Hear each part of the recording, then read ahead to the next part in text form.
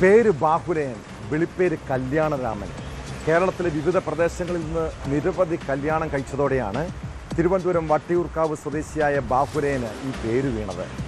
വിധവകളെയും ഭർത്താവുമായി പിണങ്ങിക്കഴിയുന്ന സ്ത്രീകളെയും വലയിലാക്കുന്നതാണ് ഇയാളുടെ രീതി. വിവാഹ തട്ടിപ്പും മോഷണവും നടത്തി വന്ന കുപ്രസിദ്ധ മോഷ്ടാവ് ബാഹുലയൻ ഒടുവിൽ പിടിയിലായി. പല സ്ഥലങ്ങളിലും വീട് വാടകയ്ക്കെടുത്ത് താമസിച്ചാണ് കല്യാണ തട്ടിപ്പും മോഷണവും നടത്തിയിരുന്നത്. ഇയാൾക്കെതിരെ സംസ്ഥാനത്തെ വിവിധ സ്റ്റേഷനുകളിലായി 50-ലധികം കേസുകൾ നിലവിലുണ്ട്.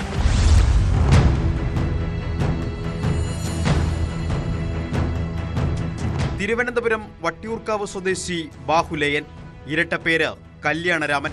പേര് സൂചിപ്പിക്കുന്നത് പോലെ തന്നെയാണ് ഇയാളുടെ സ്വഭാവവുമെന്ന് പോലീസ് പറയുന്നു.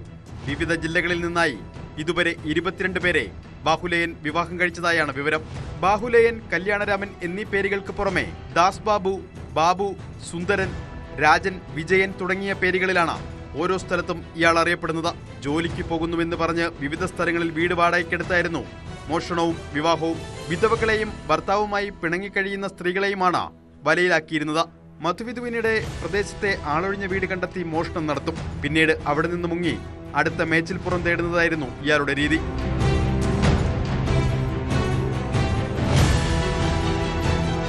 ആറ്റിങ്ങൽ പോലീസാണ് പ്രതിയെ പിടികൂടിയത്.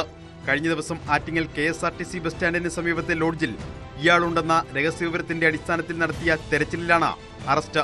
ഇയാളെ ഫോർട്ട് സ്റ്റേഷനിലേക്ക് കൈമാറി.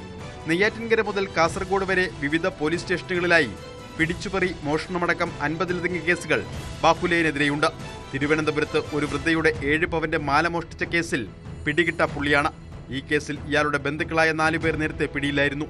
കോടതിയിൽ ഹാജരാക്കിയ പ്രതിയെ റിമാൻഡ് ചെയ്തു.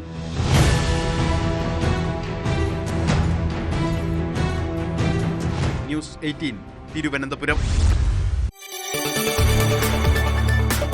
കൂടുതൽ വാർത്തകൾക്ക് news 18 Keralam YouTube channel subscribe ചെയ്യുക.